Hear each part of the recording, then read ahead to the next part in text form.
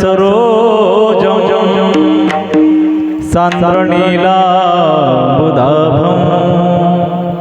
जगन्निहितपाणिं मण्डनं मण्डनाना तरुणतुलसीमाला कंधरं कञ्जनेत्रं सदयधवलहासं विठ्ठलं चिन्तयामि महायोगपीठे तटे भीमरत्यां वरं पुण्डरीकाय दातो मुनीन्द्रे समागत्य तिष्ठन्ति महानन्दकन्दं परब्रह्मलिङ्गं भजे पाण्डुरङ्गं पाण्डुरङ्गाकरो प्रथम नमन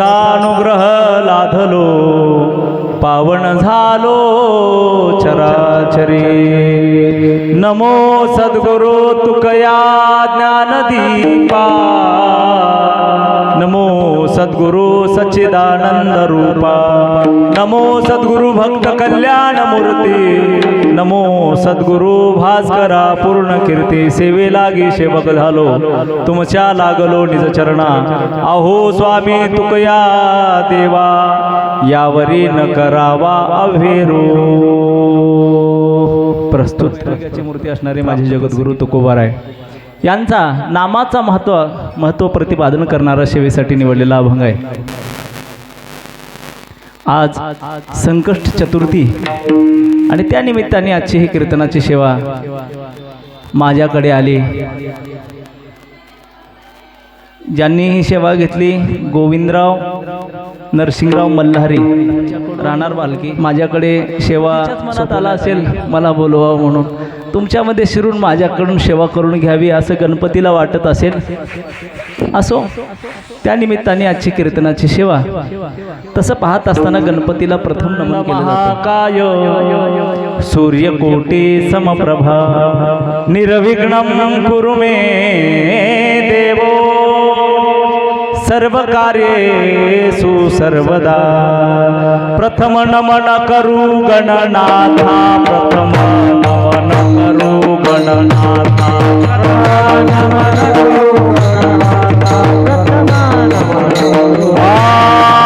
प्रथम नमन करू गणनाथा प्रथम नमन करू गणनाथा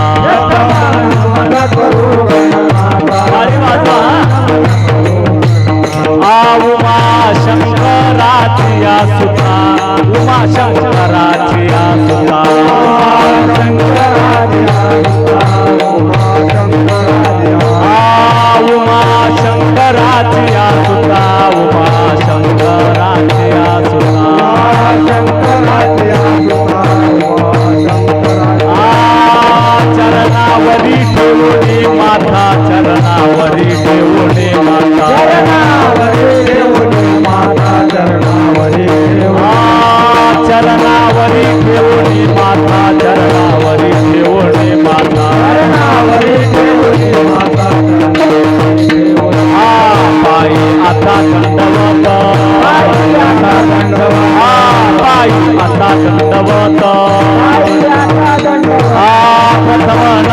करू गणनाथा प्रथम नमन करू गणनाथा प्रथम नमन करू गणनाथा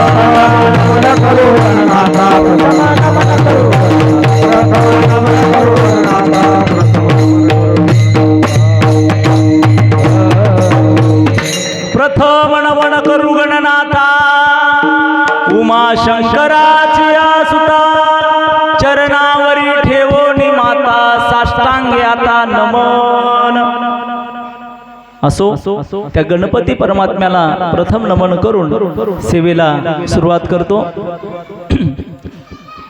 थोडंसं गणपतीचं चरित्र पाहत असताना गणपती हा कसा आहे तर गणाचा पती. गणपती या शब्दाचा अर्थ वेगळा होतो. गणपती या शब्दाचा अर्थ तुम्हाला माहिती आहे. गणपती म्हणजे काय? गण आणि पती. गण म्हणजे समुदाय आणि पती म्हणजे मालक. त्या समुदायाचा मालक जो आहे त्याचं नाव आहे गणपती. आणि गणपतीला आद्य असं नाव आलेलं आहे. आद्य म्हणजे प्रथम. ज्या वेळेस भगवान शंकराचं लग्न होतं त्यावेळेसही गणपती होता. असं ऐकलं का तुम्ही कधी बापाच्या लग्नामध्ये पोरग? पण महाराज सांगतात तो गणपती नाही, हा आद्य गणपती आहे. जेव्हा कोटेच नव्हते काही, सूर्य चंद्र तारा नाही, अवघे शून्यच होते पाही, कान्होबा तेरे तेरे ते, तवा गणपती होता. म्हणून ज्ञानोबा आहे ज्ञानेश्वरी लिहित असताना पहिल्याच क्रमांकाची ओवी टाकतात ज्ञानेश्वरीमध्ये. ओम नमोजी आद्या. आद्या म्हणजे आदी. ओम नमोजी आद्या वेद प्रतिपाद्या जय जय सुसंवेद्या आत्मरूपा. किंवा आमचे रामदास महाराज सांगतात बघा, काय म्हणतात रामदास महाराज? तो मुळारंभ आहे. मुळारंभ आरंभ तो गणाधीश जोईस सर्वा गुणाचा. आणि मुळारंभ आरंभ म्हणजे सगळ्याचा आरंभ कुठून असेल तर गणपती बसून आहे. म्हणून आद्य गणपती आहे. तुम्ही बघा महादेवाचा आणि गणपतीचा जर विचार केला, महादेवाच्या घराचा जर विचार केला तर प्रत्येकाचे वाहन कसे आहेत? विरुद्धार्थी आहेत. महादेवाचं वाहन आहे नंदी आणि पार्वतीचं वाहन आहे वाघ. वाघावर आहे पार्वती. आणि गणपतीचं वाहन उंदीर आणि कार्तिक स्वामीचं वाहन मोर आहे. एकाचं वाहन एकाच्या वाहनावर असं नजर लावून बसलेलं आहे, कवा मोकळी भेटल आणि कवा याला खाऊन टाकू. पार्वतीचा जो वाघ आहे तो नंदीवर टपून बसलेला आहे, कवा मला नंदीला खायला मिळेल. कारण वाघाचं खाणं काय आहे? वाघ हा नंदीला खातो. आणि इकडे पाहत असलं तर मोर हा सापाला खातो बघा. महादेवाच्या गळ्यातल्या मोराची नजर सापाकडे आहे आणि त्या सापाची नजर गणपतीच्या वाहनाकडे आहे. कशाकडे? उंदराकडे. सगळे विरुद्धार्थी, पण या सगळ्याचा मालक चालक कोण आहे? रिंग मास्टर म्हणतात. कोण आहे? गणपती. म्हणून सगळं काही व्यवस्थित चालतं. आपण आरती करत असताना गणपतीची आरती सगळेजण म्हणतात, पण त्या गणपतीच्या आरतीचा अर्थ काय होतो? किती जणांना आरतीचा अर्थ करता येतं? सगळ्यांना आरती पाठ आहे. आपण उठल्या उठल्या आलो मंदिरात की झालं, गणपतीच्या मंदिरात गेलं की सुख करता दुःख हरता वारता विघ्नाचे नुरवे पुरवे प्रेम कृपा दयाचे सर्वांगी सुंदर शेंदुराचे कंठी झळके माळ मुक्ता फळाचे जय देव. सर्वजण म्हणतात, पण सगळ्यांना जर अर्थ कळाला का? कळाला? सगळेजण म्हणतात सुख करता म्हणजे सुख करणार आहे आणि दुःख हरता दुःख निवारण करणार आहे. वार्ता विघ्नाची, वार्ता विघ्नाची या शब्दाचा अर्थ कळतो तुम्हाला? अरे विघ्नाची वार्ता कळून देणारा, आणून ठेवणारा. मग विघ्नाची वार्ता जर आपल्या घरी आणून ठेवत असेल गणपती, मग गणपतीची कोण पूजा करणार आहे? कोणी पूजा करत नाही असं म्हणल्यानंतर, पण आरती म्हणत असताना त्या आरतीमध्ये काही शब्द इकडे इकडे घ्यावे लागतात. या आरतीमध्ये सुख करता दुःख हरता वार्ता विघ्नाची नुरवी, इथं थांबायचंय. नुरवी या शब्दाचा अर्थ वार्ता विघ्नाची, विघ्नच उरून देत नाही असा हा गणपती आहे, म्हणून त्या गणपतीला विघ्नहार म्हणतात. आता आम्ही गणपती बसवतो, कोणी 11 दिवस, कोणी 7 दिवस, कोणी 5 दिवस. गणपतीला थाटामाटात आणून विधी पूर्वक गणपतीला प्राणप्रतिष्ठापन करतो आपण गल्लोगल्लीला, आणि लगेच रात्रीच्या वेळेस माईकवर लगेच गाणं चालू होतं. मला कोणतं लगेच टेप चालू झाला, मेरे अंगनो. आता गणपती काय म्हणा, तूच आणलास ना बोलून मला, आता लगेच गाणं मेरे अंगनो में तेरा क्या काम है, असं जमतं का? असे क्वचित गणपती आहेत ज्या ठिकाणी भगवंताचं नामचिंतन चालतं. गणपती 10 दिवस बसवले काय, 11 दिवस बसवले काय, 21 दिवस बसवले काय, गणपती सगळ्याचे दुःख हरण करणारा आहे.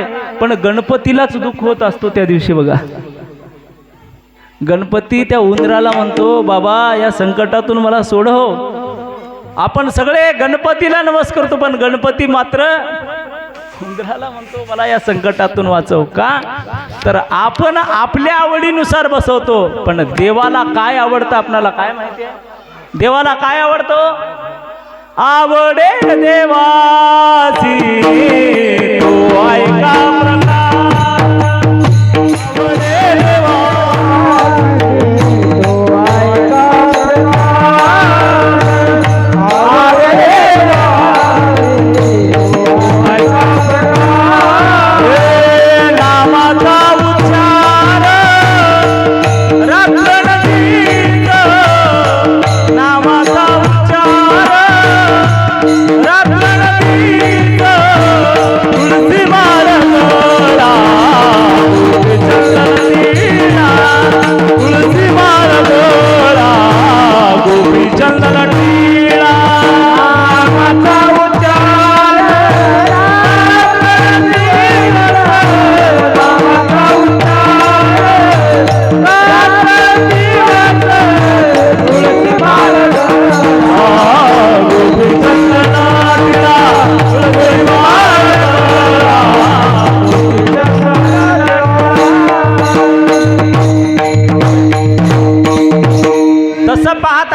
देवाला हे आवडतं, पण आम्हाला वेगळंच आवडतं.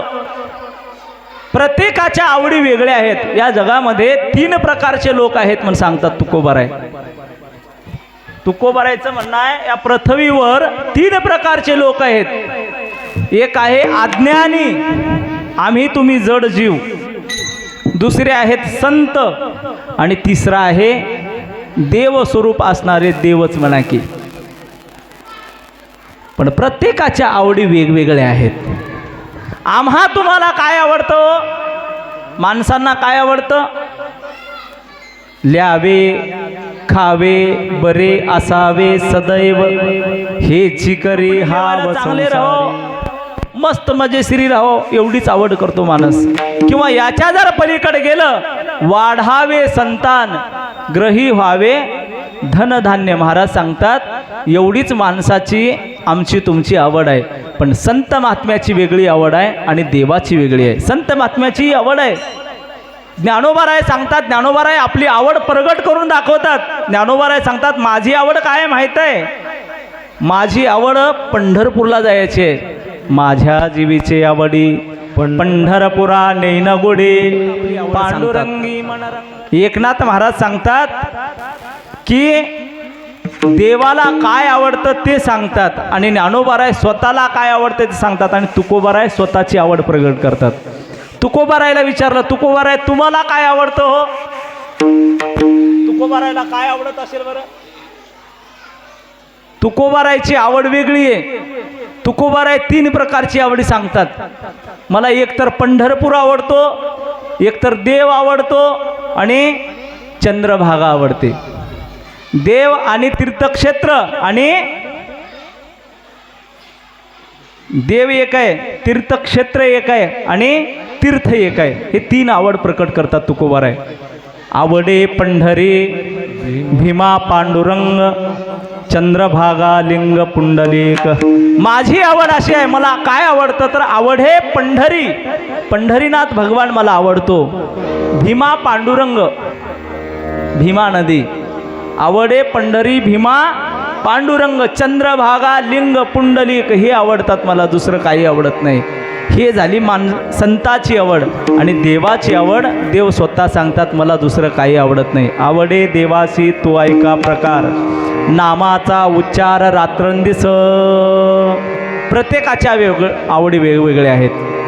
मला हे सांगायचं नाही, या पृथ्वीवर जीवन जगत असताना तीन प्रकारचे लोक या पृथ्वीवर जगतात हे सांगायचं आहे. एकाला आहे अज्ञानी, एक आहे सज्ञानी आणि दुसरे आहेत, तिसरे आहे क्रमांकाचे संत आहेत.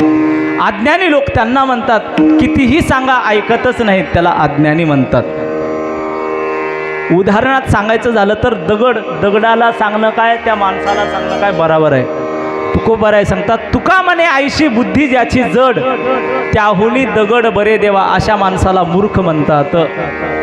मूर्ख म्हणतात अशा माणसाला. कितीही सांगून जर ऐकत नसेल ना, त्या माणसाला काय म्हणतात? मूर्ख.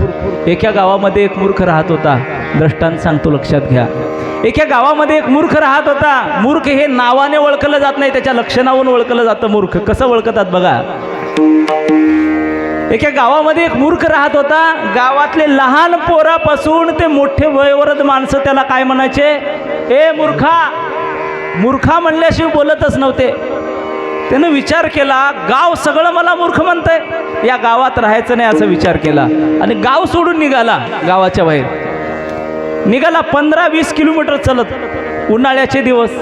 एका गावाच्या शेजारी गेला आणि शेजारी एक पाण्याची विहीर दिसली. त्याला ताण लागली होती आणि ते विहीर गावच्या शेजारी होती. पियाच्या पाण्याची विहीर होती ते. आणि तेही पाणी खाली चलमा होता. त्या चलम्यामधलं एका तांब्यामध्ये पाणी घेऊन घागरीत ओतून वर आणायचं असा चलमा होता. आणि गावातले लोक त्या विहिरीचं पाणी पित होते. आणि हा त्या विहिरीच्या जवळ गेला आणि पायातले वाहन काढून गावातले लोक मध्ये उतरत होते. हा पायातले वाहन पायात ठेवून मध्ये उतरला विहिरीत. उतरला ते उतरला. चलम्याच्या जवळ वर बसून पाणी प्यावं का नाही, चलम्यामध्ये दोन्ही पाय सोडला आणि वाकून असं पाणी पिऊ लागला.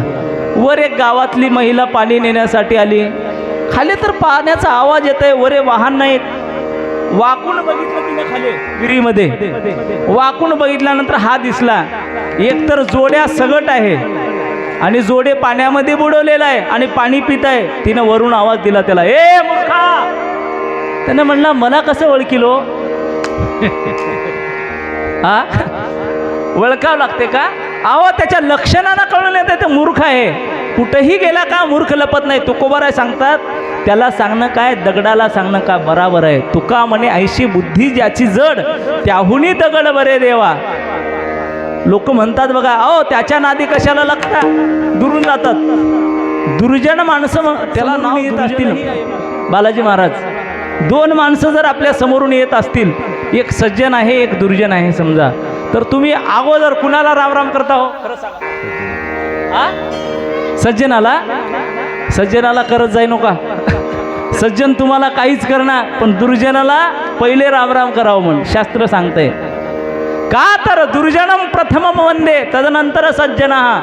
महाराज म्हणतात दुर्जन माणसाला जर तुम्ही रामराम केले नाही ना, त्याच्या मनामध्ये लगेच चालू होते, बेठ्ठा मला रामराम केले याचं दाखवतो. पण सज्जन माणसाला तुम्ही रामराम जरी नाही केलं ना, त्याच्या मनात काहीच राहत नाही, त्याला विचारच येत नाही.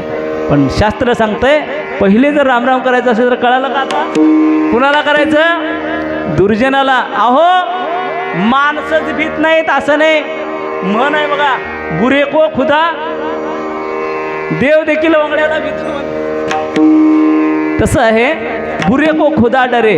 दुर्जन माणसाला, दुर्जन हा कसा ओळखायचा सांगू का तुम्हाला? विंचू माहित आहे? विंचू तुम्हाला, विंच्याच्या फक्त नांगीमध्ये विष आहे. विंच्याच्या फक्त नांगीमध्ये विष आहे. नांगी जर तोडली, विंचू आपल्या सर्व अंगावर फिरला तरी त्याचा आपल्याला काही अपाय होणार नाही. विंचूच्या नांगी जर तोडून आपल्यावर अंगावर विंचू सोडला ती विंचू आपल्याला काही अपाय करू शकत नाही. पण महाराज सांगतात विंच्याच्या फक्त नांगीमध्ये विष आहे, पण दुर्जन माणसाच्या सर्व अंगामध्ये विष आहे सांगतात. तुका म्हणे विंचू नांगी तैसा दुर्जन सर्वांगी. अहो विंचू फक्त नांगीमध्ये विष आहे, पण दुर्जनाच्या सर्व अंगामध्ये विष आहे. दुर्जन दुर्जन म्हणायचं कोणाला दुर्जन? महाराज आणखी एक उदाहरण देऊन सांगतात. दुर्जन त्याला म्हणा ढेकणाच्या जातीचा जो आहे माणूस, त्याला दुर्जन म्हणा. ढेकणाच्या जातीचं म्हणजे काय? ढेकण कसा असतो आता माहीत नाही लोकाला, पण जुन्या लोकाला माहीत आहे ढेकण काय. ढेकण हा रक्त शोषण करणारा एक कीटक आहे. रक्त पितो माणसाचा, रक्त शोषण करतो, माणसाला जीर्ण करतो, माणसाला आजारी पाडतो. ही ताकद कशामध्ये आहे तर ढेकणामध्ये. तशा ढेकणाच्या जातीचे काही लोक आहेत. ते ढेकणाच्या जातीचे लोक काय करतात तर शोषण करतात, गरिबावर अन्याय अत्याचार करतात. म्हणून महाराज त्याला ढेकणाच्या जातीचे म्हणतात. ढेकणाचा प्रकरण सांगू तुम्हाला. तुकोबर आहे उग गात्यामध्ये कुणाचंही नाव लिहिवर आहे, ढेकणाचं नाव लिहायला गात्यामध्ये. तुकोबर आहे सांगतात. हिरा नावाचा तुम्हाला वस्तू माहिती असेल. हिरा हिरा हिरा हा इतका कणखर आहे, त्या हिऱ्याला जर हातोडीनं वरून घाव घातला, आयरणीवर ठेवलं, वरून घाव घातला तर हिरा फुटत नाही.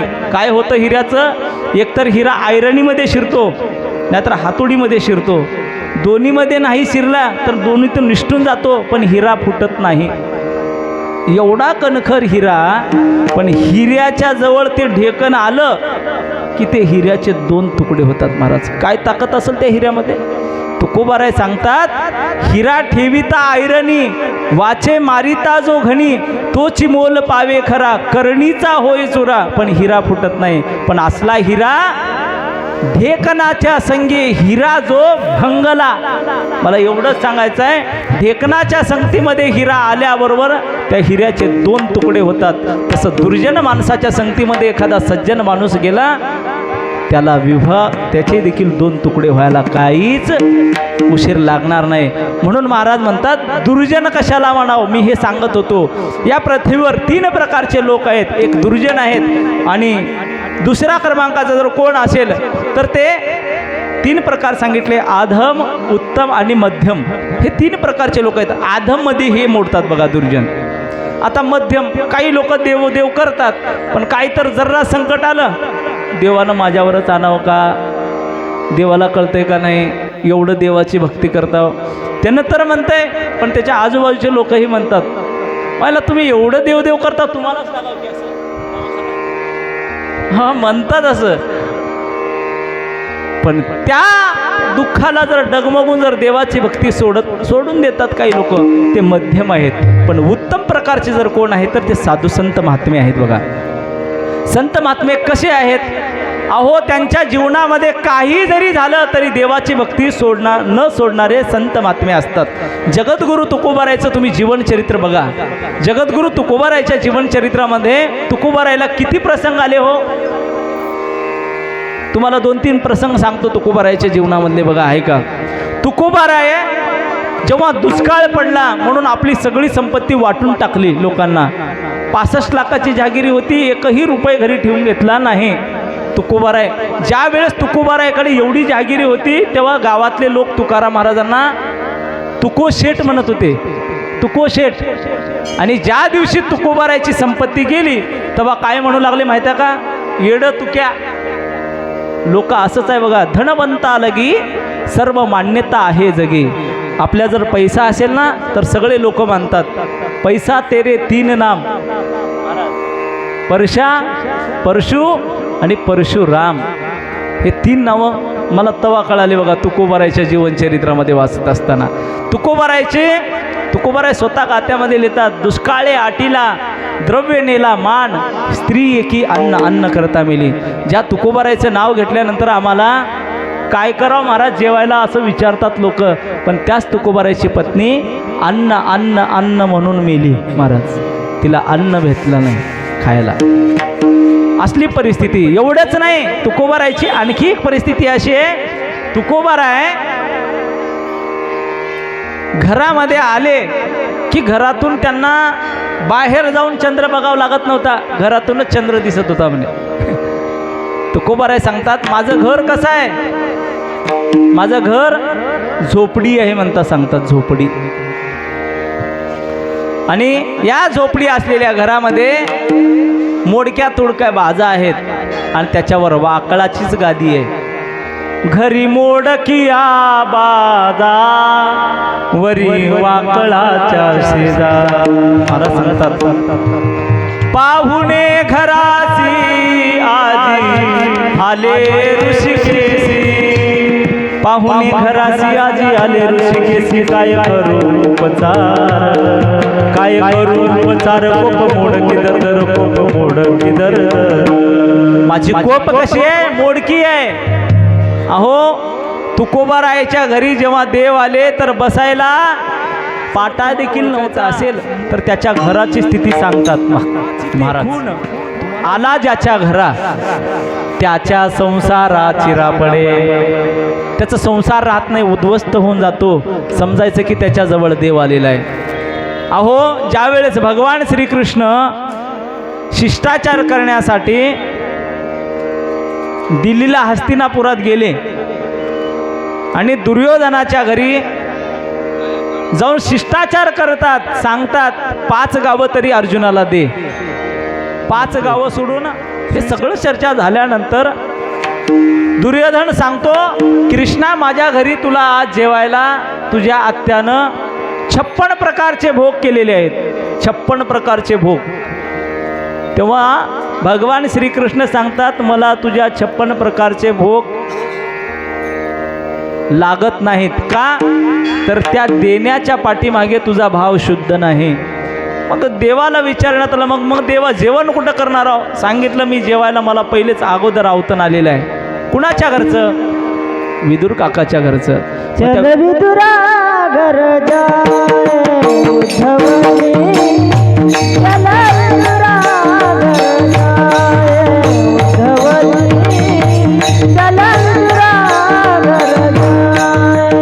उद्धवजी चलो विदुरा घर जाए, उद्धवजी चलो विदुरा घर जाए. शबरी के बेर दुलार के चावल, शबरी के बेर दुलार के चावल, मिठ मिठ भोग लगाए. उद्धवजी चलो विदुरा घर जाए उद्धवजी, चलो विदुरा घर जाए. मराठीमधून एक कवीनं हे याचं विश्लेषण केलेलं आहे बघा. विदुरा घर उद्धवा चला जावो विदुरा घरी, उद्धवा चला जावो विदुरा घरी. महाराज सांगतात इथं कसं आहे, नरम बिछाना पलंग गादी, नरम बिछाना पलंग गादी, गरिबाची घोंगडी बरी, उद्धवा चला जाऊ विदुरा घरी.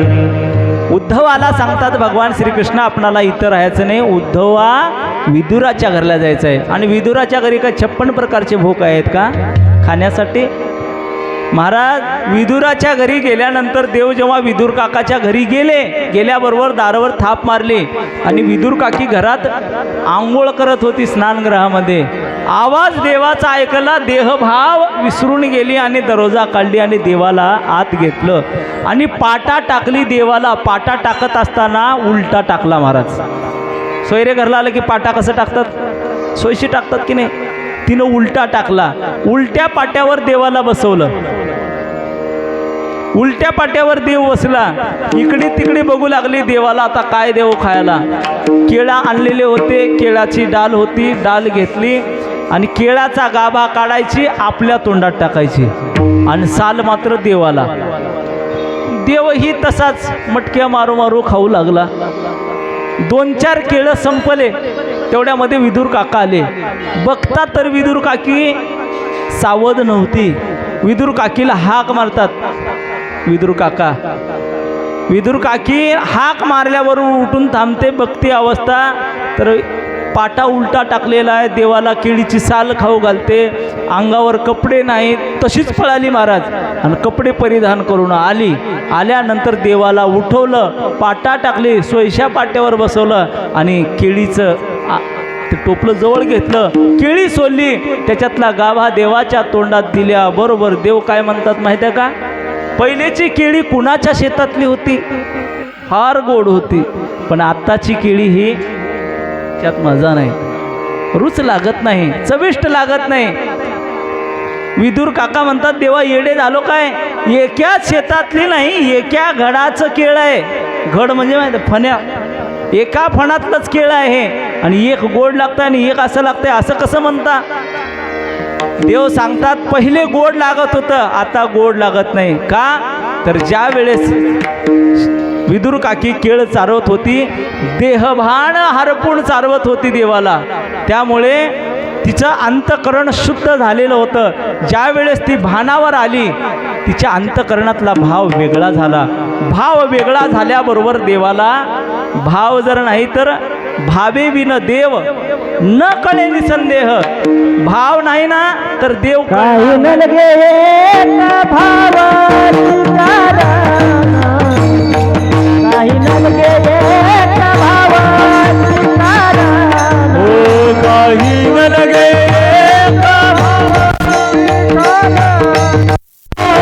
काही न लगे भावाची कारण. तुका म्हणे आना विठोबाची, तुका म्हणे आना विठोबाची, करता भरवारी दुरावची दुरी, करता भरवारी दुरावची दुरी. आना विठोबाची, तुका म्हणे आना विठोबाची, करता भरवारी दुरावची दुरी, करता भरवारी दुरावची दुरी. देवासाठी लागणारा भाव आहे. तुकोबाराय शपथ घेऊन सांगतात, तुका म्हणे आन विठ्ठलाची, माझ्या विठोबाची आण घेऊन सांगतो, दुसरं काही लागत नाही. देवा कारणे भाव तस्मात द्यावे न लगे फारसे वित्त, झाले एक चित्त तरी बहुत, एवढ्यासाठी नका करू आता हात. देवाला लागतो तो शुद्ध अंतकरणातला प्रेम आणि भाव लागतो. दुसरं काही गरज नाही देवाला. का? तर तो भावाचा भुकेला आहे आणि प्रेमाचा भुकेला आहे. थोर प्रेमाचा भुकेला हाची दुष्काळ तयाला. ज्याने ज्याने भगवंताचं नाव शुद्ध अंतकरणाने घेतलं ना, तुकोबाराय सांगतात त्याच्या जीवनामधले येरझार संपली. येरझार म्हणजे काय? येरझार म्हणजे जन्मणं आणि मरणं, याला नाव येरझार आहे. आणि यालाच नाव तुकोबाराय भवरोग असा देतात. भवरोग. आणि हे भवरोग तुटून जातं. कशामुळे? भगवंताच्या नामचिंतनामुळे. कुणाकुणाचं तुटलं? अनेक जणांचं तुटलं महाराज. येणे जाणे आता नाही. तुकोबाराय सांगतात आता आम्ही जन्मलो ना, जन्म नाही रे अनिक. तुका म्हणे माझी भाग. आता आम्ही भगवंताचं नामचिंतन केले ना, आता आम्हाला पुन्हा जन्म घ्यायची काही गरज नाही. एकदा का आपण देवाचं नामचिंतन केलो, ही येरजार तुटते. कोणती येरजार? पुनरपि जननम पुनरपि मरणम जठरे जरणम इह संसारे खलदुस्तरे भज गोविंद भज गोविंदम भज गोविंदम भज गोविंदन मूढमध्ये. एकदा का भगवंताचं नामचिंतन केलं, काय होणं शक्य नाही हो. तुम्ही उच्चार करून तर बघा. अभंगाच्या दुसऱ्या चरणामध्ये तुकोबाराय सांगतात, ऐसे विठोबाचे नाम, ऐसे विठोबाचे नाम, विठोबाचे नाम, ऐसे विठोबाचे नाम, ऐसे विठोबाचे नाम, ऐसे विठोबाचे नाम, विठोबाचे नाम.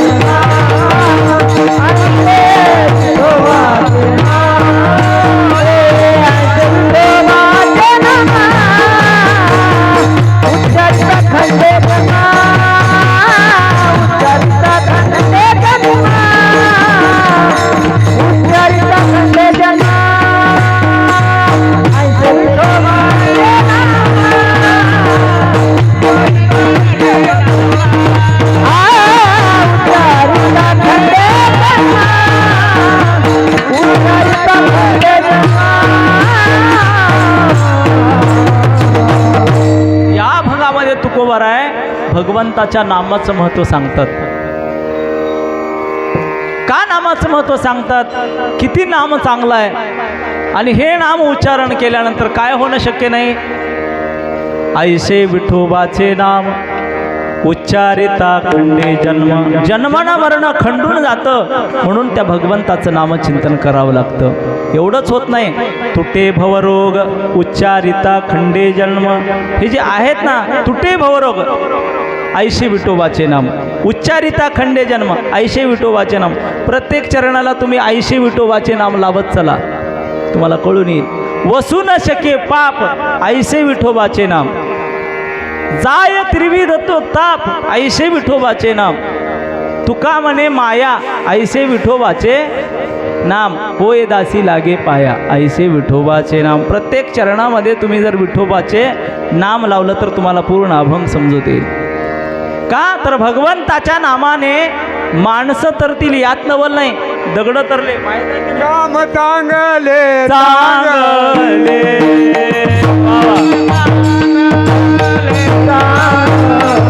माझे कैफी राहो भले, माझे राहो उदर पुढे कभी गुळा उधारी, हे मुक्त केले राक्षसा, नाव चांगले चांगले, नाव चांगले चांगले, मुक्त केले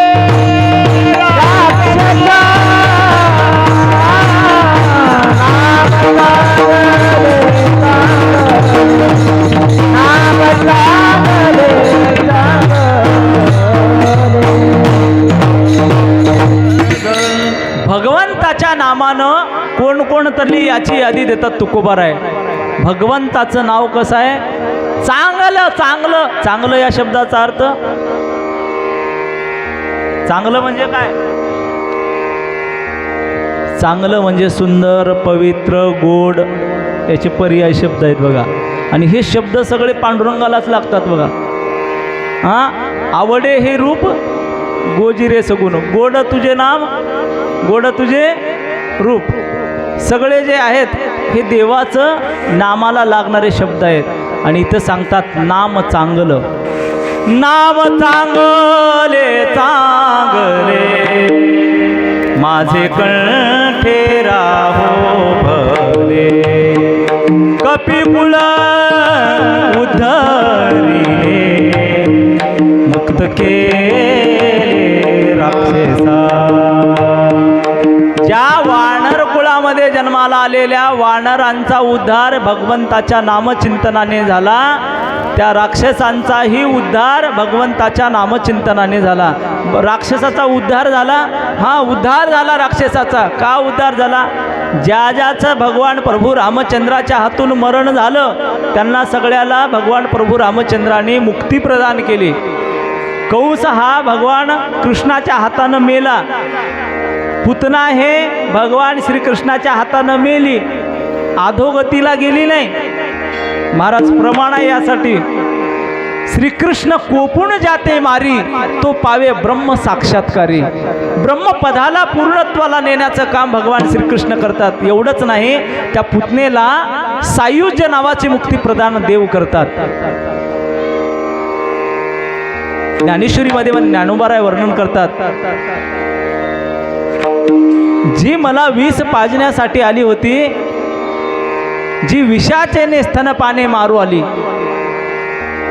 तुवा सनकाधिकाचेनी महिमाने, सायुज्य स्वरूसू दिदला पुतने, जे विषाचेनी स्तनपाने मारू आली. विष घेऊन आली होती मारायला, तिला तू मुक्ती प्रदान केली देवा. देव म्हणतात आली बरोबर आहे, पण मेली माझ्या हातानं. जे जे माझ्या हातानं मरतात त्याला मी मुक्ती प्रदान करतो. विष पाजायासी आली, तिशी सायुज्यता दिली. तुकोबाराय सांगतात सायुज्य नावाची मुक्ती आहे. 4 मुक्ती आहेत, सलोकता, समीपता, स्वरूपता आणि 4थ्या क्रमांकाची आहे सायुज्यता. सायुज्य नावाची मुक्ती भगवंताने पुतनेला दिली बघा.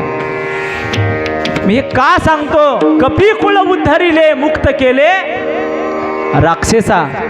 नामामध्ये एवढी ताकद आहे. एखाद्या नदीमध्ये आपणाला जर पलीकडे जायचं असेल, अलीकडून पलीकडं, आपण कशाचा सहारा घेतो?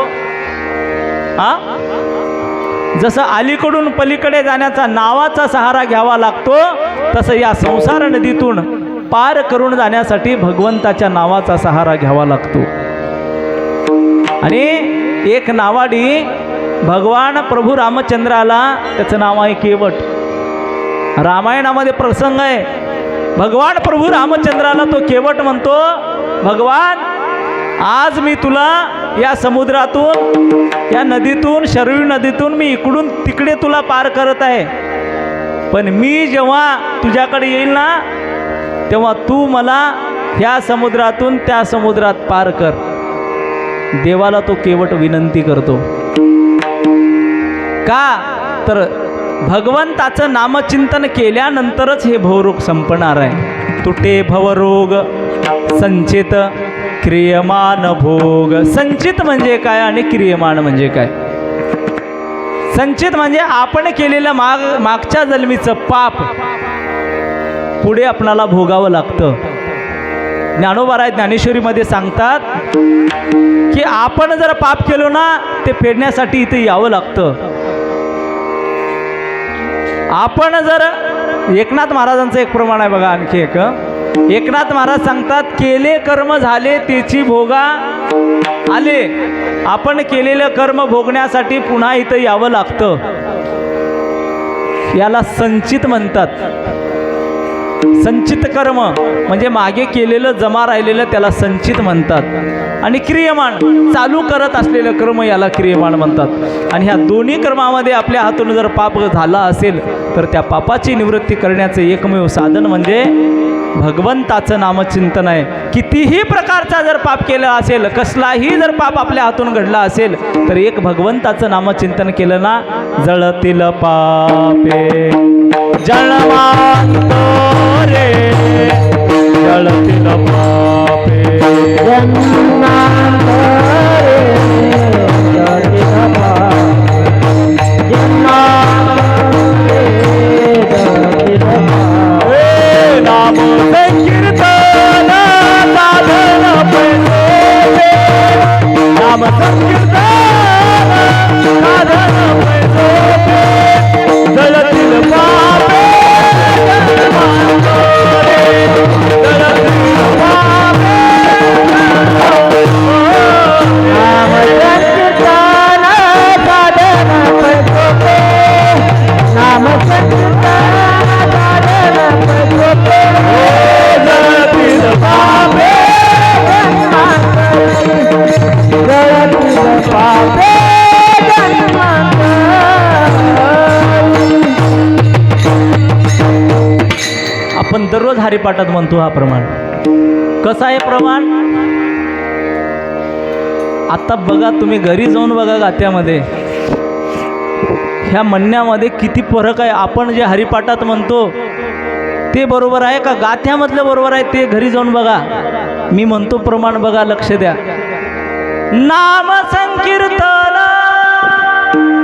साधन पैसोपे, जळतील पापे जन्मांतरे. आता आपण हरिपाठात काय म्हणतो? जळतील पापे जन्मांतरीचे. आपल्या मुखातला शब्द चे आहे, पण गाथ्यामध्ये चे नाही. तुम्ही गाथा काढून बघा घरी जाऊन. गाथ्यामध्ये जन्मांतरीचे म्हणल्यानंतर स्टॉप होतो महाराज. जन्मांतरीचे म्हणल्यानंतर फुल स्टॉप. जन्मांतरे म्हणजे आताही आणि पुढचे जन्मही. कधीही नामचिंतन करा, तुमचे पाप शिल्लक राहणार नाहीत, जळून जाणार आहेत, असं या शब्दाचा अर्थ होतो. तुकोबाराय कोण्या व्याकरण, कधी व्याकरण शिकले असतील होय?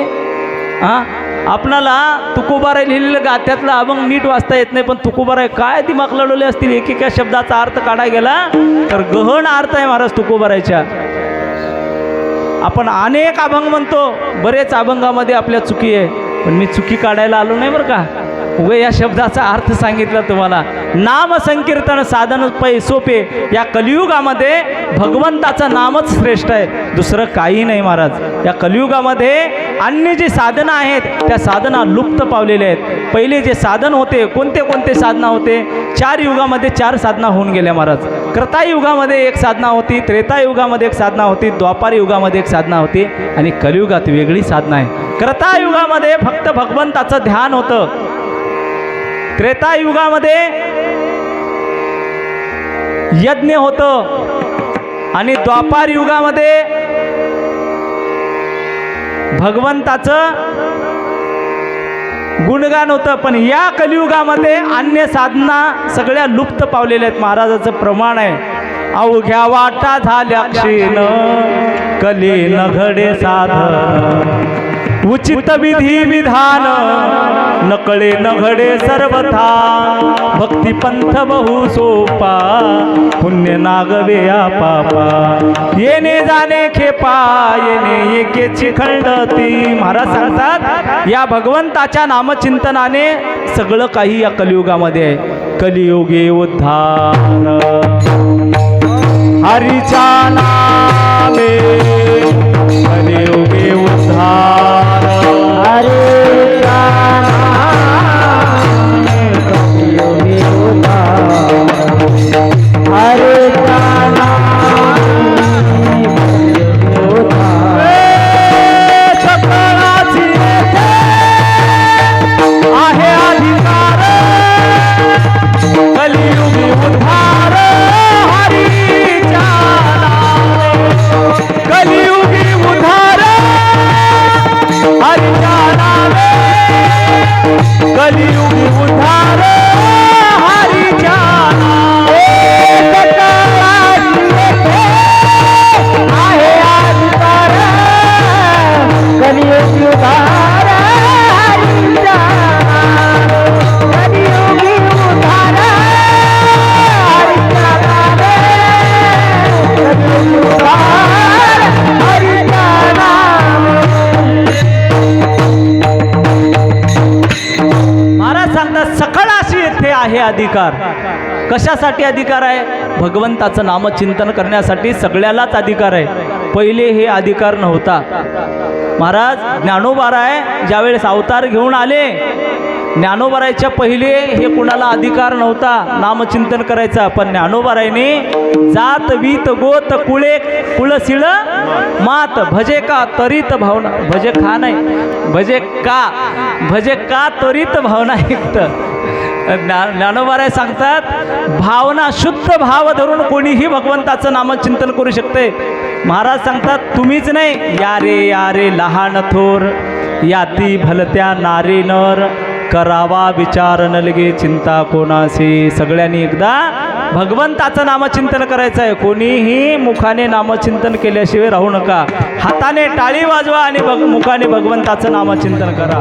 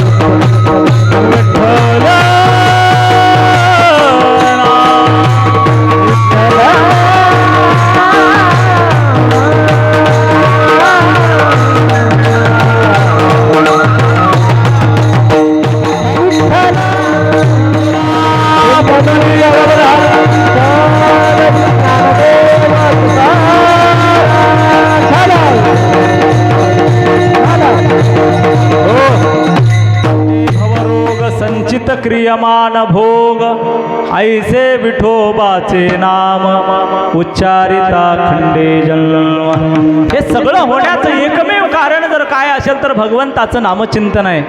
ज्याच्या मुखाला भगवंताचं नामचिंतन येत नाही, समजा एकनाथ महाराज हरिपाठामध्ये सांगतात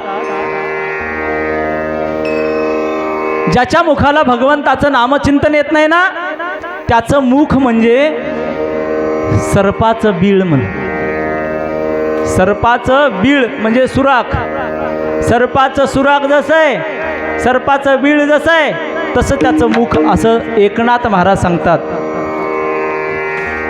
भगवंताचं जर नामचिंतन तुमच्या मुखाला येत नाही ना, तर तुमचं मुख काय आहे? महाराज सांगतात, जिव्हानो हे काळ सर्प आहे. महाराज सांगतात, भगवंताचं नामचिंतन करत नाही ना, मग त्याचं मुख नसून तो काय आहे? जीव. आणि त्याच्या मधली जी जीव आहे ती काळ सर्प आहे असं सांगतात. भगवंताचं नामचिंतन करा, नामचिंतन करा सगळेजण सांगतात, पण भगवंताचं नामचिंतन किती जण करतात हो? आता आम्ही हे कुठल्या या भजनाची सुरुवात करत असताना कशाच्या मंत्राने? रामकृष्ण हरीच आहे का नाही? रामकृष्ण हरी शब्दापासून भजनाची सुरुवात आहे. आम्हीही भगवंताचं नामचिंतन रामकृष्ण हरीपासूनच करतो. आणि भक्त प्रल्हाद महाराज, राक्षस हे जे मागे होऊन गेलेले आहेत ना, त्यांनीही हे नाव ध्रुव हे भगवंताचं नामचिंतन करत असताना रामकृष्ण हरीपासूनच केले असतील ना. पण महाराज एक पद आहे बघा, त्या पदामध्ये महाराज म्हणतात, त्यांनी जे नाव घेतलं ते आम्ही का घेतलं नाही, कसं का घेतलं नाही, तेच नाम घेतो, पण घेण्यामध्ये फरक आहे असं सांगतात. राम राम तो सब कोई कहे, ठक ठाकुर और चोर. चोरी करायला जाणारा माणूसही राम राम राम राम म्हणून जातो.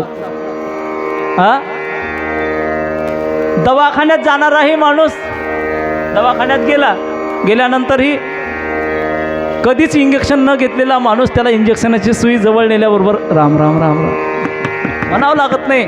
एखाद्या माणसाला सांगावं, या झाडावर भूत राहतंय, गावच्या कडेला झाड राहतंय आणि त्या झाडावर भूत राहतंय एवढंच म्हणावं. आणि एक दिवशी प्रसंग यावा त्याला, रात्री 12 वाजता तिथून यायचा आणि त्या झाडाच्या पलीकडे एकटाच राहो, अलीकडे गाव राहो, आणि त्यानं त्या झाडापर्यंत जे कोणा काही म्हणणार, पण झाड जसं चालू झालं जवळ याला तसं राम राम राम राम राम. पण त्यानं जे राम राम म्हणतंय त्याच्या पाठीमागचा भाव काय हो?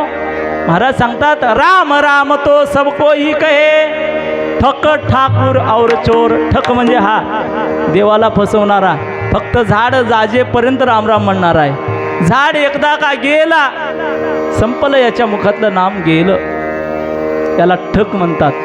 ठक ठाकुर और चोर, जिस नाम से ध्रुव प्रहलाद तरे, वो नाम कुछ और.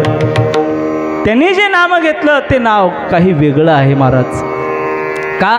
सर्वस्व त्या नामावर अर्पण करणारे संत असतात, पण तुम्ही फक्त कामापुरतं नाव घेतो, काम संपलं की नाव घेत नाही. आमचं असं आहे, आम्ही जे नामचिंतन करतो या नामचिंतन करणाऱ्यालाही भक्तच म्हणतात, पण या भक्ताला अर्थार्थी भक्त असं म्हणतात. काहीतरी मिळावे म्हणून भक्ती केली जाते, याला अर्थार्थी भक्त म्हणतात. पण देवच मिळावा म्हणून केली जाणारी भक्ती म्हणजे शुद्ध भक्ती आहे. आणि भगवंताचं नामचिंतन केल्यामुळे पाप शिल्लक राहत नाही. मला हे सांगायचं होतं, जळतील पापे जन्मांतरे, पाप शिल्लक राहत नाही. वसू न शके पाप, जाय त्रिविध तो ताप. ताप 3 प्रकारचा आहे. आध्यात्मिक ताप, आधी दैविक ताप आणि आधी भौतिक ताप, हे 3 ताप आहेत महाराज. दुःखापासूनच निर्माण झालेले ताप आहेत. पापापासून दुःख निर्माण होतो आणि दुःखामध्ये आपल्याला ताप होतो बघा. कसं होतं महाराज? दुःख किती आहेत? दुःख 3 प्रकारचे आहेत महाराज.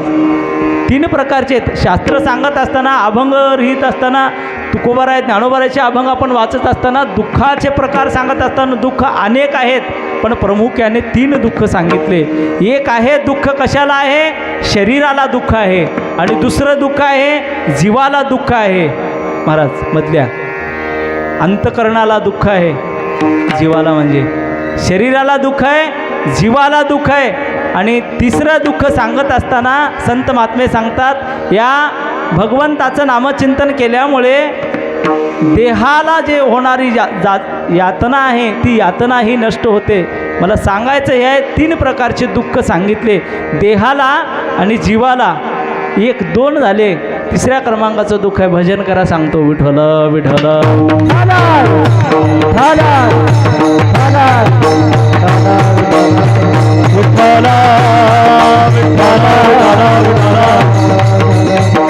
महाराज 3 प्रकारचे दुःख सांगितले या शरीरामध्ये. 1 देहाला, अनेक जीवाला, अनेक मरणाच्या अंती जे होणारा दुःख आहे, जन्मने मरणे, यालाही दुःख नाव दिलं. 3 प्रकारचे दुःख. 3 प्रकारचे दुःख शरीरालाच आहेत महाराज. जन्म घेतानाही दुःख आहे आणि मेल्यानंतरही. तसं तर पाहत असताना जन्म घेण्याच्या अगोदर काय सुख आहे का?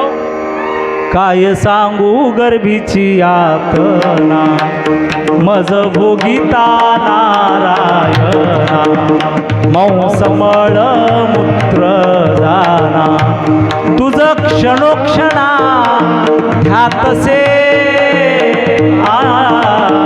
काय सांगू गर्भीची यातना. या गर्भामध्ये कसं आहे, नाकामध्ये नाकी तोंडी किरमी कुडे, गर्भवासाचे दुःख गाडे कोणा पुढे सांगावे. महाराज सांगतात या गर्भवासामध्ये अशी यातना होते. या गर्भामध्ये विनंती करायला लागतो गर्भ देवाला, 1 वेळा करी या दुःखा वेगळे, दुरिताचे जाळे उगवणे. आणि एकदा का प्रसूत झाली आणि बाहेर आल्याबरोबर कोहम कोहम म्हणायला लागतो, मी मंडनी तुझं नामचिंतन मी घेणार नाही. इतका बैमान माणूस आहे. मध्ये असल्यावर नामचिंतन करतो देवा, 1 दिवस करत नाही, चतुर्थी ते चतुर्थी. हे चतुर्थी ते पुढच्या चतुर्थीलाच, असं नाही. 1 वेळा करी या दुःखा वेगळे, दुरिताचे जाळे उगवणे. 8वीन पाय हा माझा नवस. रात्र आणि दिवस, रात्र बी नाव घेणार आणि दिवसाही नाव घेणार म्हणतो. आणि फक्त 15 दिवसाला एकदा, 15 दिवस एकादश आले की तेवढं मंदिरावर भजन असते म्हणून नामचिंतन करतो. महाराज सांगतात जन्मण्याच्या मध्ये असताना विनंती काय केलास, रात्रही घेणार दिवसाही घेणार, पण काय घेत नाहीस, बैमान जात आहे. महाराज मला हे सांगायचं नाही, जन्मण्याच्या अगोदर ही दुःख आहे आणि जन्मल्यावर काय सुख आहे का? जन्मल्याबरोबर दुःख आहे महाराज. जर सरळ आला बाहेर तर बरं आहे, आडवं झाल्यावर लागतं. डॉक्टर सांगताय गॅरंटी देना, सया 2-3 घेते, लय थोडं झाल्यानं जास्त करून सांगतंय आणि सिजर करावं लागतं. येताची गर्भवास तुझी मान अडकली, वाकडा आला तर कापावं लागतं महाराज, सिजर म्हणतात त्याला. इतकं दुःख आहे. आणि जन्मल्याबरोबर जन्माला आल्यावर का सुख आहे का? त्याला आंघोळ घालणारी कोण असतेस तू पाहिजे असला तर पळीनं वगैरे घेत नव्हत्या, हात घालून असं टाकत होते. तिला तेवढं उष्णही काही करत नव्हतं. आणि त्या बाईला आंघोळ घालायला होता त्याला, आणि तिला गरम पाणी किती लागणार हो गरम केल्यावर. आणि तसला गरम पाणी त्या लहान मुलावर टाकते ती बाई, आणि इकडे एकदा ताण मारते, तिकडे एकदा ताण मारते. किती यातना आहे तो. बरं मोठा झाल्यावर काय सुख आहे का? मोठा झाल्यावरही सुख नाही महाराज. आयुष्य संपून जाईल पण दुःख संपणार नाही महाराज. असे अनेक प्रकारचे दुःख सांगतात. अनेक दुःखे सांगू किती, सकळ संसाराची स्थिती न साहे पाषाण फुटती. हे आपलं दुःख ऐकून दगड फुटेल महाराज, पण माणसं फुटणार.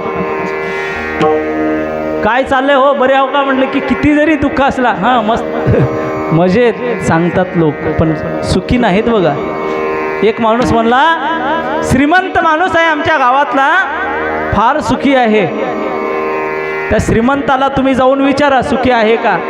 त्यानं सांगते कशाचं सुख महाराज, गोळ्या घेतल्याशिवाय झोप लागणार, गोळ्या खावे लागतात. आणि जर तुम्ही मजा मारता, सगळे पदार्थ तुम्हाला खाता येतात, पण आम्हाला भाकरीला सोडून काहीच खाता येत नाही. होय घरामध्ये सगळं आहे, पण खायला डॉक्टर नको म्हणून सांगितले. सुख आहे का? दुःख आहे महाराज. असे अनेक प्रकारचे दुःख आहेत, पण या दुःखाची निवृत्ती कशामधून होते तर भगवंताच्या नामचिंतनामधून होते. ऐसे विठोबाचे नाम उच्चारिता खंडे जन्म वसू न शके पाप जाय त्रिविध तो ताप. 3 प्रकारचा ताप जातो. आध्यात्मिक ताप, आधिदैविक ताप आणि आधिभौतिक ताप. आध्यात्मिक ताप म्हणजे काय, आधिदैविक ताप म्हणजे काय, आधिभौतिक म्हणजे ताप म्हणजे काय. एकदा सगळ्यांनी भजन करा, सांगू विठ्ठल विठ्ठल विठ्ठल. आध्यात्मिक ताप त्याला म्हणतात जे शरीराला होतो महाराज. ॲक्सिडेंट होणं, ॲक्सिडेंट झाली, दुखापत झाली, ताव आली, हे आध्यात्मिक ताप आहे. आधिदैविक ताप दुसऱ्या क्रमांकाचा आधिदैविक ताप आहे. आधिदैविक तापामधून माणूस काही वाचतो का? आधिदैविक तापामुळेही माणसाला ताप झालं होतं महाराज. आता अतिवृष्टी झाली बघा, हे काय चांगलं आहे का?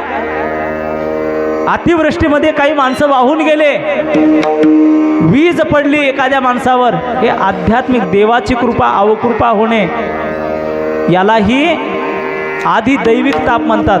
आणि आधिभौतिक ताप, 3ऱ्या क्रमांकाचे आधिभौतिक ताप. आधिभौतिक ताप कशाला म्हणतात तर आधिभौतिक ताप आपल्या जवळ आपल्या राहणाऱ्या माणसापासून होणारा. कोणते कोणते पशु प्राणी आपल्या जवळ राहतात, एखाद्याला वाघ खाऊन जातो, हे आधिभौतिक ताप आहे. असे 3 प्रकारचे जरी ताप असले, भगवंताचं नामचिंतन केल्यामुळे एकही पाप शिल्लक राहत नाही आणि तापही शिल्लक राहत नाही. म्हणून ऐसे विठोबाचे नाम उच्चारिता खंडे जन्म. सगळ्यांनी भगवंताचं नामचिंतन करायला लाजू नका. भगवंताचं नामचिंतन करा. विठ्ठल विठ्ठल विठ्ठल विठ्ठल.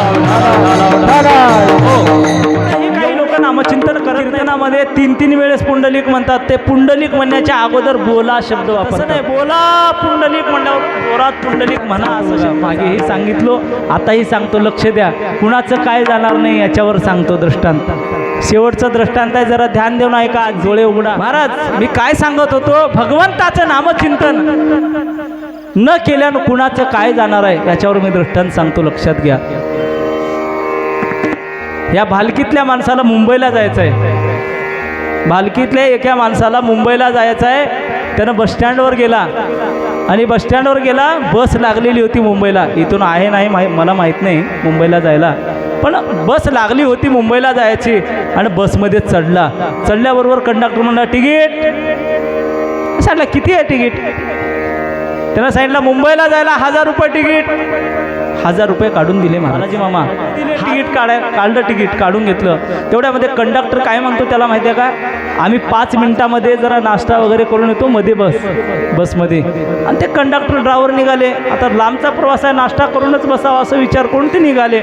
तेवढ्यामध्ये हा मध्ये बसला नाही, खाली उतरला. बसच्या पाठीमागे गेला. त्या बसच्या पाठीला असा पाय लावला आणि इकडे मुंडी करून थांबला.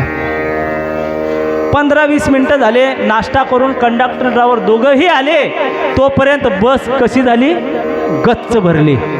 तेवढ्यामध्ये कंडक्टरचं काम आहे, खाली कोणी गेले का म्हणते की नाही कंडक्टर. कंडक्टर म्हणलं खाली कोणी गेले का. ह्याला ऐकू येत होतं बघा मागे, ह्यानं आवाज द्यावा की नाही. एक बार म्हणलं कंडक्टर खाली कोणी गेले का. आवाज आलं पण ऐकून नसल्याने केलं. दुसऱ्यांदा म्हणलं कंडक्टर खाली कोणी गेले का. आवाज आलं याला, पण काहीच म्हणला नाही. हे कंडक्टरचं सांगलं का मी. अहो मी 2दा पुंडलिक म्हणलो, तुम्हाला आवाज आला म्हणलं तुम्ही पुंडलिक.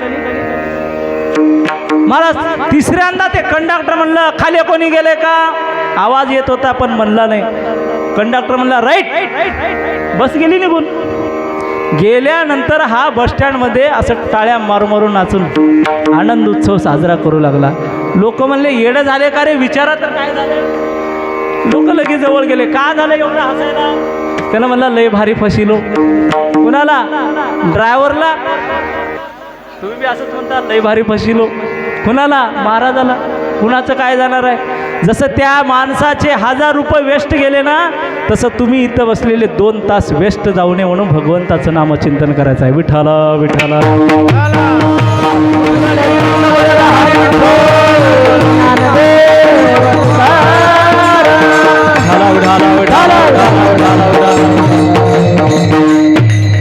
काही लोक नाव घ्यायला नाचतात हो.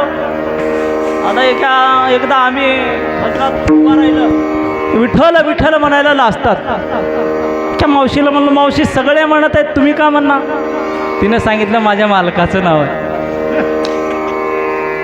तुझ्या मालकाचं नाव घ्यायला आम्ही काय नौकर आहो काय? तुझ्या मालकाचं नाव घेता? अरे देवाचं नाव चिंतन नाव घ्यायचं आहे. मग घेऊ का महाराज? हां आता ह्या वरला घ्या. पुन्हा वरला विठ्ठल विठ्ठल भजन चालू झाल्याबरोबर ती काय म्हणत होती माहिती आहे का? पप्प्याचा बाबा, पप्प्याचा बाबा. अरे पप्प्याच्या बाबाचं नाव विठ्ठल आहे, तुला विठ्ठल नाव घ्यायला सांगितलं, पप्प्याच्या बाबाचं नाही. महाराज असं जर कुणाचं नाव असेल असं समजू नका, आपणाला देवाचं नामचिंतन करायचं आहे. विठ्ठल विठ्ठल.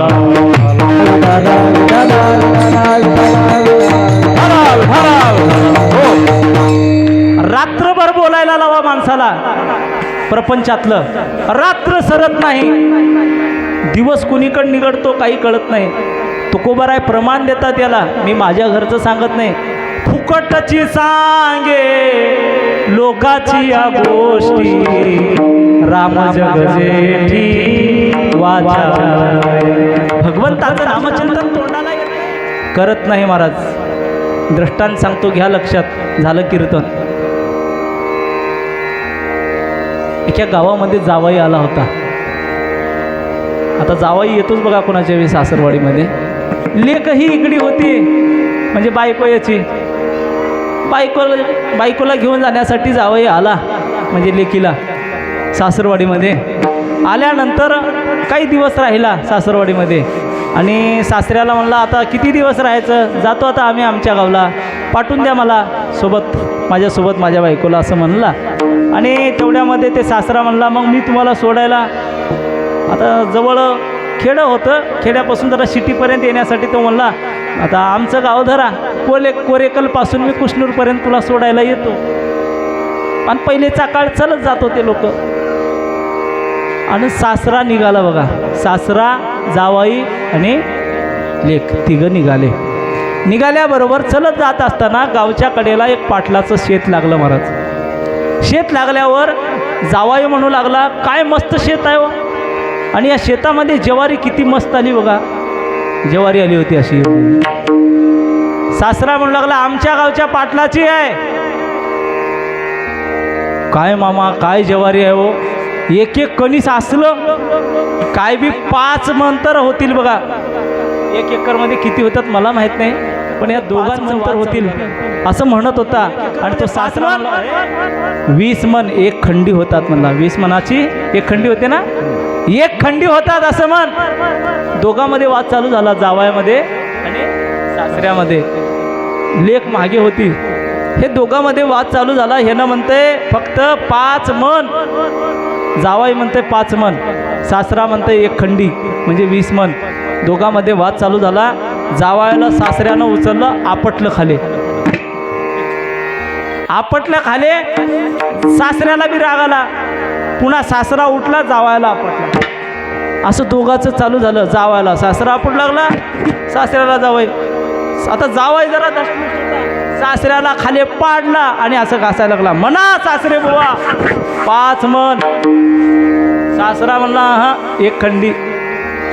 मागे लेक आली बघा त्यांची. लेक म्हणू लागले, बाबा काय चालू आहे तुमचं? त्यानं सांगितलं, तुझा बाप ह्या शेतामध्ये 5 मन होत्यात असं मी ज्वारी म्हणतो, तर 5 मन सांगत नाही, 1 खंडी म्हणतंय म्हणजे 20 मन. मग बाबा तुमचं काय चाललंय, म्हणा की हो 5 मन. ते म्हणला, तिचं नाव होतं वसू. वसू, माझं किती बी नाक घासू, म्हणजे त्याचं नाक घासू असं खाली गेलं, माझं कितीही नाक घासू पण 15 मनाची झळ मी कसं सोसू म्हणलं. अहो हे 15 मन जे आहेत ना, हे ह्याच्या शेतात. शेत कुणाचं आहे? पाटलाचं. आणि भांडणं ते मन तवापासूनच पडले असेल. ऊस माळ्याचं आणि भांडणं, हां तसंच आहे बघा. हे त्याचं सांगत नाही मी का, तर फुगटची सांगे लोकाची या गोष्टी. फुगटचं काहीही सांगायला, कुठलंही वाद करायला आपण रिकामे आहोत, पण भगवंताचं नामचिंतन करायला आपल्याकडे वेळ नाही. भगवंताचं नामचिंतन करा. अहो तुम्ही चिंता करू नका. चिंता आणि चिंतन, चिंता आणि चिंतन. चिंता कळते? चिंता, चिता आणि चिंतन हे 3 शब्द ठेवतो तुमच्या समोर. चिता म्हणजे मेलेल्या माणसाला जाळते, तिचं नाव आहे चिता. आणि चिंता, चिंता हे जिवंत माणसाला, मेलेल्या नाही, जिवंत माणसाला जाळते, तिचं नाव आहे चिंता. आणि ह्या दोघालाही जिनं तारते, चिताला आणि चिंताला, त्याचं नाव आहे चिंतन. चिंतन म्हणजे देवाचं नामस्मरण. विठ्ठल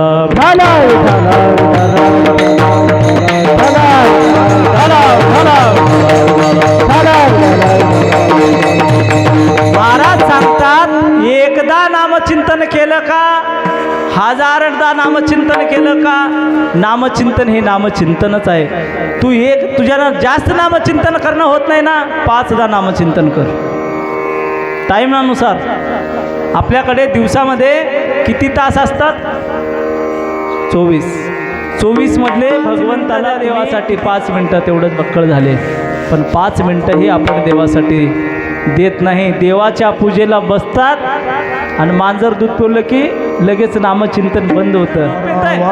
सांगतात, काळ सारावा चिंतने एकांतवासे गंगा. बरोबर आहे प्रमाण. एकांतवासे गंगा स्नाने, देवाच्या पूजने प्रदक्षिणा तुळशीच्या. भगवंताचं नामचिंतन करण्यासाठी काही मर्यादा सांगितल्या. भगवंताचं नामचिंतन करण्यासाठी महाराज प्रमाण देतात. युक्त आहार विहार, नेम इंद्रियासी सार, नसावी बासर. बासर या शब्दाचा अर्थ बडबड करणारी नसावी. निद्रा बहु, निद्रा झोप ही येणं एक प्रकारचं पाप आहे असं सांगतात कीर्तनामध्ये. बाकीच्या ठिकाणी येणं आनंदाची गोष्ट आहे, पण कीर्तनामध्ये झोप येणं, भजनामध्ये झोप येणं पाप आहे. तुकोबारायचं 3ऱ्या क्रमांकाचा अभंग आहे. पळून या गेली झोप, होते पाप आडते. कीर्तनामध्ये बसून जर ज्यानं झोपी जात असेल, समजावं नक्की पाप आपलं शिल्लक आहे. महाराज सांगतात, एक बघा, एक दृष्टांत सांगत होते आमचे गुरुजी. झालं, 1-2 मिनटं घेतो आणि शिवेला पूर्णविराम देतो. आमचे गुरुजी दृष्टांत सांगत होते, ताप आलेल्या माणसाला अन्न कसं लागतंय हो? कडू. हां, कडू लागतंय. आणि साप चावलेल्या माणसाला साखर, हां, आणि लिंबाचं पाला गोड, पक्का गोड गोड लागते महाराज. आणि ज्याच्या अंगामध्ये पाप आहे त्याला भजन कडू कडू.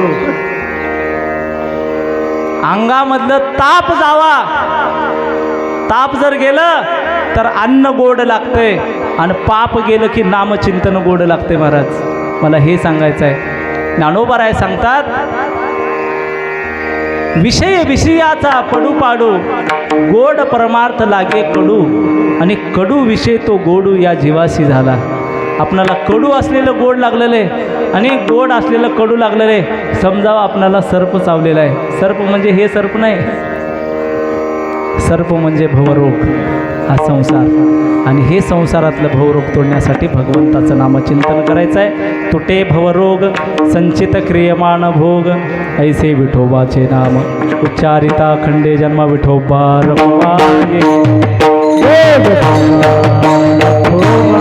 बोला बोला सर्वजण बोला. विठोबा रखुमाये, बोला पुंडली कमलधारी विठोल श्री ज्ञानदेव.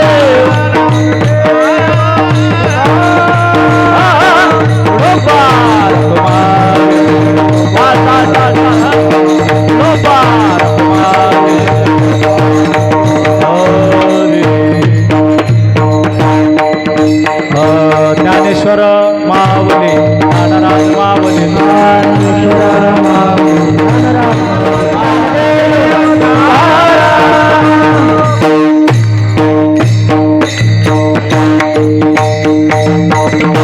एखादी वेळेस देवाचं नामचिंतन केलं नाही केलं तरी चालतंय, पण संताचं नामचिंतन करणार ते राहू नये. ज्ञानेश्वर महाराजांचं भजन आणि तुकोबारायचं भजन ज्या ज्या वेळेस होते त्या त्यावेळेस आपण भजन केलं पाहिजे. का तर देव त्यांची पूजा करतो. आपण कोणाची करतो? देवाची. आपण गणपतीची पूजा करतो की नाही? गणपती कुणाची पूजा करतो? गणपती म्हणजे महाविष्णूचा अवतार. विष्णू कुणाची पूजा करतात? संताची पूजा करतात. आणि त्या संताची पूजा देव जर करत असेल मग आपण देवाचं नामचिंतन नाही केलं तरी चालते, पण संताचं करावं. का? त्यांची पूजा देव करतो. निळोबारायचा अभंग आहे महाराज.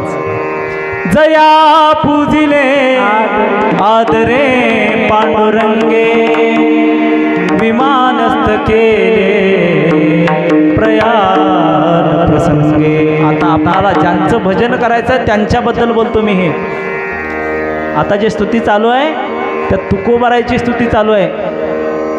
जया पूजिले आदरे पांडुरंगे, विमानस्थ केले प्रयाण प्रसंगे.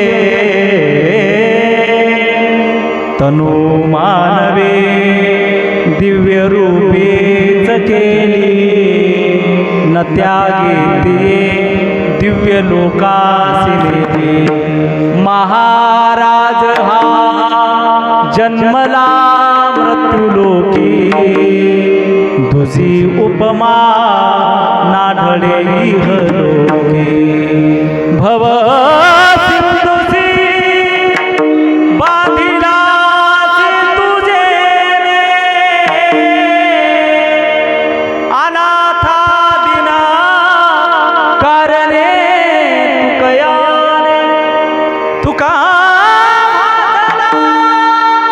मानवी वेशधारी, परिहालिला विग्रही निर्विकारी.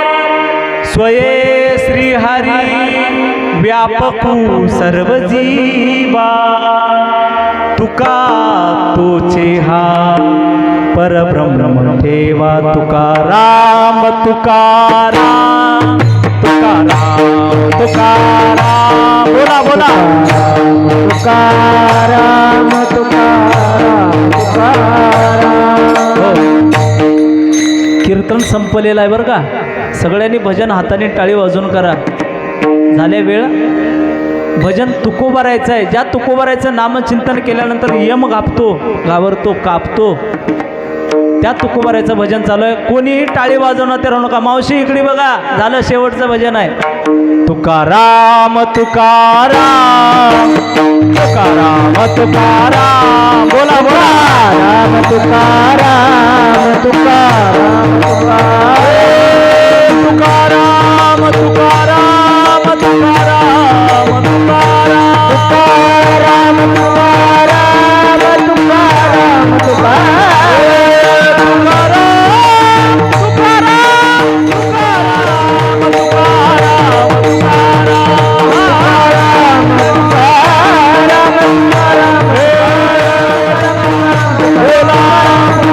बोला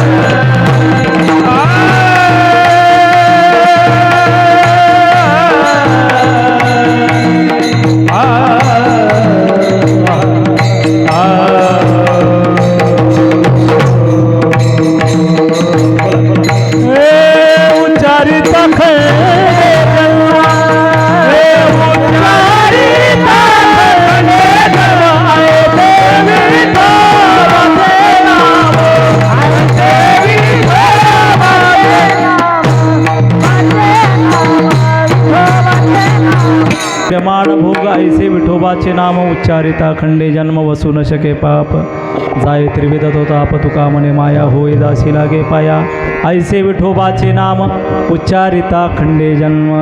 ज्यांच्यामुळे इथे येण्याचा योग आला ते आमचे बालाजी दादा अशोक महाराज असतील, कुलकर्णी महाराज साहेब. काय का हो ना, गणपतीच्या मनात सेवा करून घ्यायची होती, सेवा झाली. मी कीर्तनकार नाही. चॅनल आपल्यासमोर आहेत. एक आहे मनोभाव यूट्यूब चॅनल आणि दुसरा आहे गायत्री यूट्यूब चॅनल.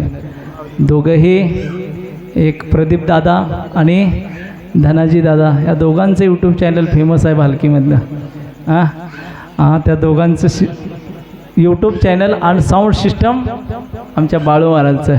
एकदा बाळू दादासाठी सगळ्यांनी जोरदार टाळी वाजवा. कीर्तनाला आला त्याबद्दल सगळ्यांचे मनपूर्वक आभार मानतो आणि माझ्या वाणीला इथं पूर्ण विराम देतो. मी कीर्तनकार नाही, मी एक टाळकरी आहे. माझे वडील कीर्तनकार आहेत. त्यांचा वारसा चालवण्यासाठी पुढे सेवा म्हणून मी चालू केलो. नोहे दास खरा परिहा झाला से डांगोरा पायाच्या प्रसादी काही बोलिलो विनोदे मद क्षमा करणे संते नोहे अंगभूत युक्ती नोहे हा उपदेश तुमचे बडबडिलो शेष तुमच्या कृपेचे पोसणे तो विठ्ठल. जय कर गुरुजी, जय कर.